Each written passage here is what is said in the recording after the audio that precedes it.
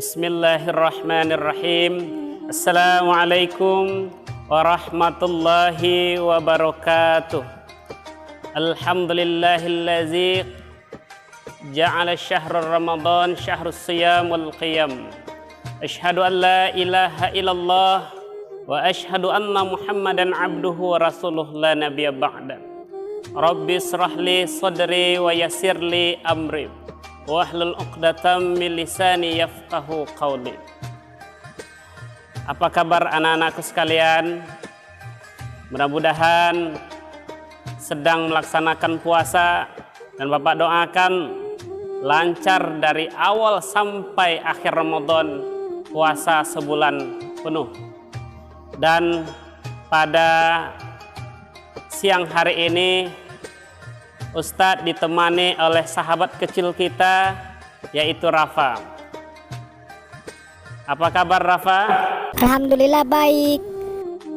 Anak-anak Ustadz sekalian, mari kita bersyukur kepada Allah Subhanahu wa Ta'ala, Zat yang memberikan nikmat kepada kita. Nikmat yang paling terbesar saat sekarang ini adalah nikmat kita berjumpa dengan Ramadan. Allah berikan nikmat Ramadan kepada kita. Allah berikan juga nikmat iman. Dan Allah berikan nikmat kesehatan kepada kita, keluarga kita. Tentu kita harus mensyukuri kepada Allah Subhanahu wa Ta'ala dengan ucapan Alhamdulillahi Rabbil Alamin. Salawat dan salam kepada baginda Muhammad Rasulullah Sallallahu Alaihi Wasallam dengan ucapan Allahumma salli ala Sayyidina Muhammad wa ala ali Sayyidina Muhammad.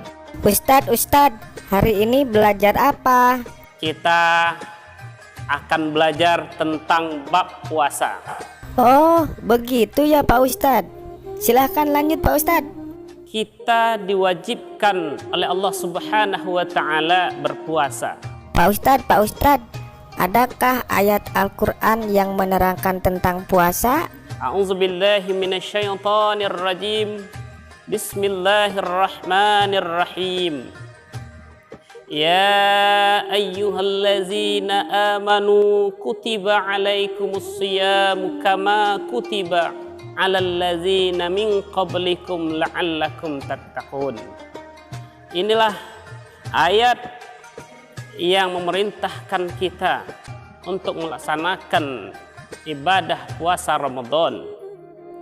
Hai orang-orang yang beriman, diwajibkan bagimu berpuasa sebagaimana diwajibkan kepada orang-orang sebelum kamu. Mudah-mudahan kamu bertakwa. Jadi tujuan kita melaksanakan ibadah puasa adalah melaksanakan perintah Allah dan Allah berikan ganjaran la'allakum tattaqun. Tentu kita lebih semangat lagi kalau melaksanakan ibadah puasa, karena dalam sebuah hadis Rasulullah disebutkan bagi orang-orang yang berpuasa maka Allah akan sediakan satu pintu yang disebut dengan bab Rayyan, pintu Rayyan, yaitu khusus diberikan kepada orang-orang yang berpuasa. Pintu surga khusus untuk kita orang-orang yang berpuasa. Tentu saat ini kita mau bercita-cita akan mengejar ingin mendapatkan pintu Rayyan. Sekarang Ustadz akan bertanya tentang masalah puasa kepada Rafa. Rafa, tahukah Rafa apa itu puasa? Aduh Pak Ustadz, saya udah inget tapi lupa lagi sekarang.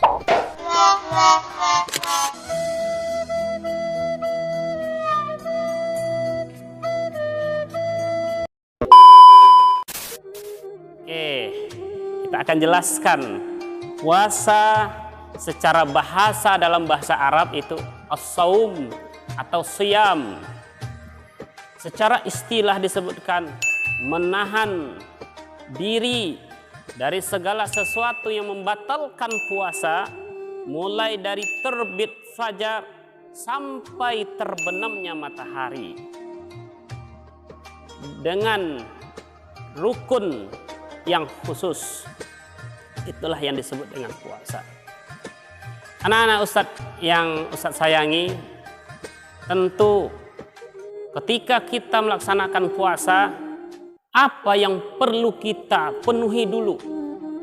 Maka apa yang harus kita selesaikan dulu? Maka disebutlah dengan syarat. Syarat itu adalah segala sesuatu yang harus kita penuhi sebelum melaksanakan satu hal tersebut. Pak Ustadz, apa saja syarat wajib puasa? Yang pertama adalah Islam. Kita alhamdulillah kita termasuk orang-orang yang Allah beri nikmat Islam. Maka kita termasuk kepada syarat wajib berpuasa karena kita Islam. Orang non muslim tidak wajib berpuasa karena dia tidak memenuhi syarat yang pertama. Yang kedua, balik sampai umurnya. Bisa dengan umur 8 tahun, 9 tahun. Kalau dia sudah sampai umurnya, itu sudah wajib. Atau dengan batas dia sudah sesuai, sudah kena syariat Islam. Yang ketiga, berakal. Dia tahu membedakan mana yang baik, mana yang buruk, mana yang wajib, mana yang sunnah, mana yang haram. Dia sudah tahu, berakal, dia tidak gila, maka dia termasuk ke dalam syarat wajib berpuasa. Yang keempat, dia mampu melaksanakan puasa. Kalau tidak mampu melaksanakan puasa, contohnya dalam perjalanan yang jauh, berarti dia saat itu tidak diwajibkan berpuasa. Kalau dia masuk ketiga Islam sudah, balik sudah, berakal sudah, tapi dia tidak mampu, maka dia tidak wajib berpuasa pada saat itu. Bisa diganti pada hari sesudahnya. Contoh, dia dalam perjalanan, dia tidak masalah, dia tidak puasa saat itu, tetapi dia berkewajiban untuk mengganti puasa setelah Ramadan nanti. Bagaimana kalau dia sudah tua? Coba sekarang Ustaz tanya, Rafa, neneknya contohnya sudah tua, terus dia tidak mampu untuk berpuasa, apakah dia wajib berpuasa? Tidak, dia tidak mengqada puasa, tetapi dia membayar fidyah. Anak-anak Ustadz yang Ustadz sayangi karena Allah Subhanahu wa taala, shaimin wassaimat yang sedang melaksanakan ibadah puasa. Sekarang kita masuk yang kedua, yaitu rukun puasa. Tadi pertama adalah syarat wajib, sekarang rukun berpuasa. Tentu kita rukun. Apa beda syarat dengan rukun, Ustadz? Syarat sebelum melaksanakan puasa. Syarat kita boleh sekolah, harus membayar kewajiban sekolah. Kalau rukun adalah ketika kita melaksanakan puasa. Itulah yang disebut dengan rukun. Maka yang pertama rukunnya adalah niat. Kita wajib berniat sebelum melaksanakan puasa. Kalau kita tidak punya niat, tiba-tiba kita puasa, maka itu puasanya sia-sia dan itu tidak sah puasanya. Oleh sebab itu, anak-anak sekalian harus bisa menghafal niatnya, baik itu secara bahasa Indonesia ataupun secara bahasa Arab. Sekarang Ustadz kemarin lihat Rafa pintar baca niatnya. Sekarang coba, masih ingat enggak? Kalau Rafa berpuasa tiap hari, Ustadz yakin pasti lancar. Enggak kayak kemarin diajarin sama ayahnya, nawaitu. Sekarang coba lancar ya. Coba kita dengarkan. Bismillahirrahmanirrahim. Nawaitu sauma godin an adai fardi syahri Ramadana hadihis sanati lillahi ta'ala. Alhamdulillah, begitu teman-teman, ada perkembangan, tidak terbata-bata lagi karena kita sudah menjalani beberapa hari ibadah puasa. Yuk kita sama-sama, 1, 2, 3. nawaitu sauma ghadin an adai fardhi syahri ramadhana hazihi sanati lillahi ta'ala. Aku niat, saya niat, dalam hati kita niat berpuasa esok hari untuk menunaikan kewajiban fardu di bulan Ramadan tahun ini karena Allah Ta'ala. Niatnya karena Allah Ta'ala, bukan niatnya malu nanti dilihat teman, niatnya karena dikasih orang tua, tidak. Tetapi niatnya adalah karena Allah, saya ingin dapat pahala dari Allah Subhanahu wa Ta'ala. Baik, yang kedua, ayo Rafa sekarang. Coba yang kedua, ingat-ingat, bisa nggak? Pak Ustadz belum ngasih tahu, jadi saya nggak ingat. Oke, kalau tidak, yuk coba yang di rumah. Yang kedua apa? Ya, yang bisa sebutkan dengan kencang. 1, 2, 3. Oke, yang kedua adalah menahan diri dari segala yang membatalkan puasa, dari terbit fajar, dari imsak sampai terbenamnya matahari, sampai azan maghrib. Itu batasnya. Apa yang ditahan? Yang ditahan adalah hal-hal yang akan membatalkan puasa. Selanjutnya nanti kita akan membahas yang ketiga adalah hal-hal yang membatalkan puasa. Anak-anak soleh-solehah yang sedang berpuasa, yang Ustaz cintai karena Allah Subhanahu wa Ta'ala. Yang ketiga, kita masuk kepada hal-hal yang membatalkan puasa. Pak Ustadz, apa saja hal-hal yang membatalkan puasa? Yang membatalkan puasa adalah makan dan minum dengan sengaja. Yakin, insya Allah semua kita sudah tahu. Bulan puasa tidak boleh makan, tidak boleh minum, kita sudah tahu. Tapi sebetulnya bukan makan dan minum saja. Segala sesuatu yang kita masukkan ke dalam mulut kita dengan sengaja, atau ke dalam rongga telinga kita masukkan ke hidung, itu bisa membatalkan puasa. Oleh sebab itu kita jaga, jangan sampai kita makan atau memasukkan sesuatu ke dalam rongga terbuka. Kemarin di cuplikan Rafa bertanya, Ustadz, saya kalau berwudu lalu saya minum sedikit, boleh nggak Ustadz? Sekarang kita jawab, apakah minum itu lalu memasukkan air itu sudah masuk air ke dalam? Kalau sudah masuk berarti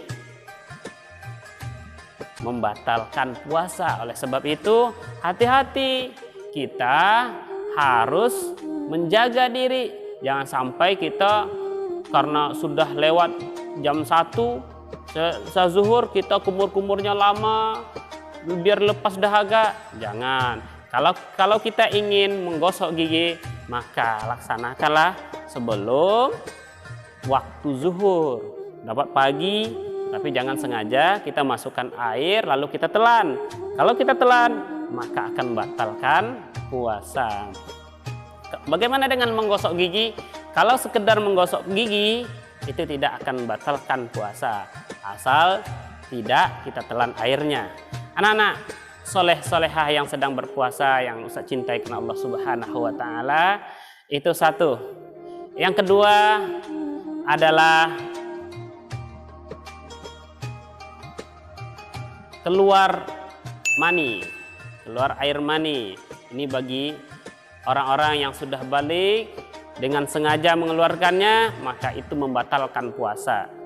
Jima, yang ketiga, jima di siang hari bagi suami istri juga membatalkan puasa. Yang keempat, anak-anak muntah dengan sengaja karena mungkin masukkan tangan ke mulutnya, ke lidahnya, akhirnya muntah, maka itu membatalkan puasa kalau dengan sengaja. Tapi kalau kita contohnya naik mobil lalu muntah tidak sengaja, tapi setelah itu kita kuat berpuasa, maka itu diperbolehkan. Kita diperbolehkan untuk melanjutkan puasa asal tidak sengaja. Yang kelima yaitu datang haid bagi perempuan yang sudah balighah, yang sudah sampai umurnya datang haid. Maka ketika datang haid, maka dia itu sudah wajib berbuka, tidak melaksanakan puasa karena secara otomatis sudah membatalkan puasa. Haid, nifas itu membatalkan puasa. Selanjutnya murtad. Nah, murtad keluar dari agama Islam, secara otomatis dia membatalkan puasa karena dia tidak termasuk lagi syarat wajib berpuasa.